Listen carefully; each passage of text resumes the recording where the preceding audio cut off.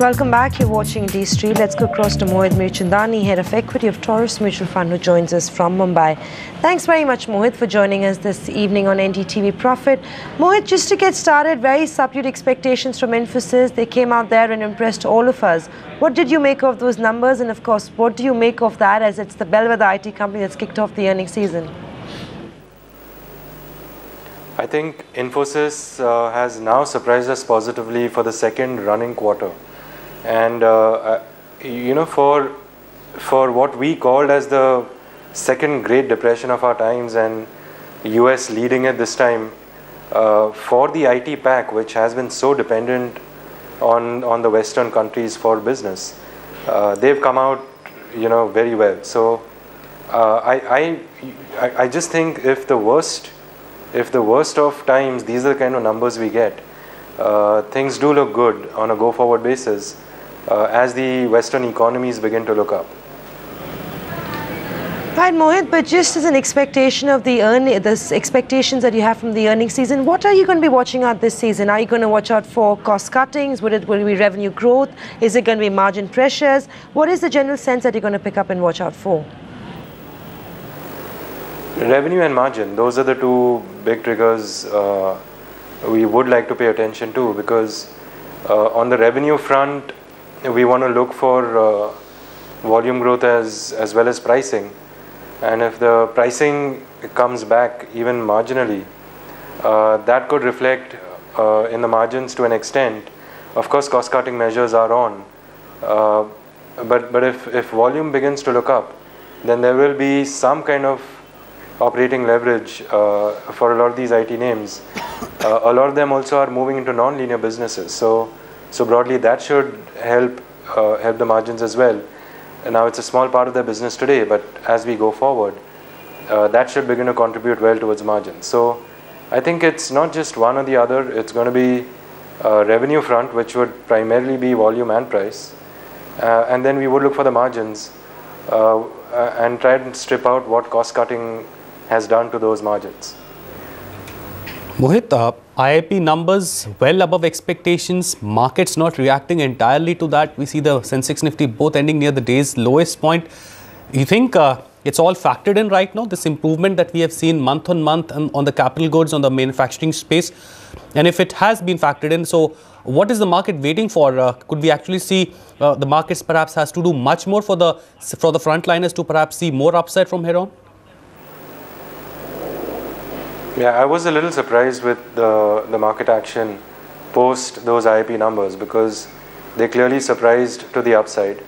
Now I haven't looked at them in complete detail yet, so maybe there is something in the fine print which I'll get to, maybe end of day today.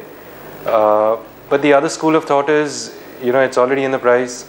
A lot of people used this opportunity to take money off the table. The markets have been a little heavy on the top. Around this 5,300 level, we haven't really been able to get past it. So my sense is people are trying to look forward, and I guess this earnings season could be that trigger before we decide, the market goes higher up or we correct a little bit. But I think earnings is going to be more important right now versus an IP number, because you can broadly back calculate, because cement, steel, auto numbers are out every month, so you can kind of get a rough sense of it. But earnings is something which we're all going to watch out for closely before deciding whether we move higher up or we just bide our time here waiting for earnings to catch up.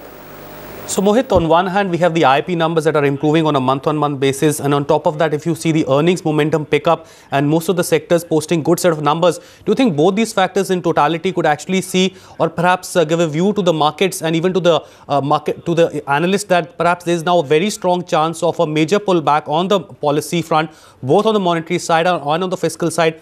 Do you think that perhaps could be a reason why the markets are a little spooked, that the recent recovery now perhaps has given the government that leeway to actually start policy tightening? Very possible. There is plenty of liquidity, and I think the government has just been waiting for growth to return.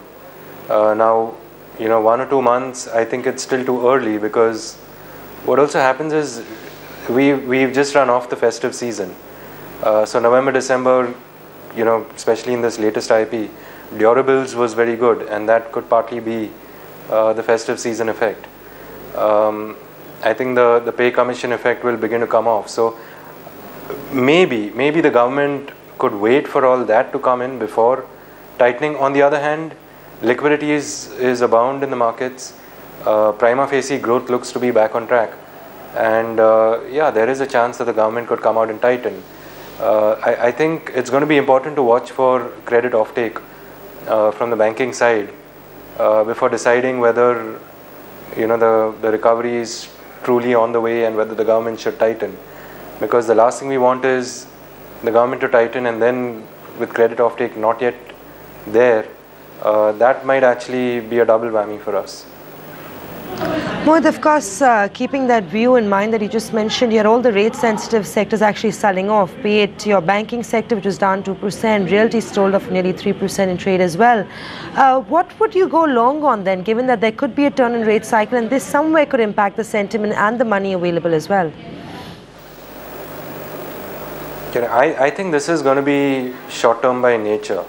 So if someone is looking at a 12-month horizon, I don't think we should be looking at avoiding or shorting rate sensitives. That's going to be, so for the banking side, credit offtake has still not taken off. Once that happens, well, that's an earnings kicker for them. In an expansionary cycle, they will do well even on all their fee-based businesses. So I'm not sure really one rate cycle or one rate hike means that banking is no longer attractive. There are other triggers for them. And so in my opinion, banking and even autos are still attractive, and these kind of corrections probably are opportunities to buy. Right, more than any specific stock that you actually like that you could advise investors on right now? We like, in the auto space, we like Mahindra, still one of the better, and then we like some of the auto ancillary companies. And on the banking side, that's a very case by case, but we like some of the PSUs based purely on valuations. We also like some of the private sector names that have exposure to the capital markets, to fee-based businesses like private banking, wealth management arms, insurance business. So we like some names. But it's not a broad brush approach to these two spaces. It is case by case.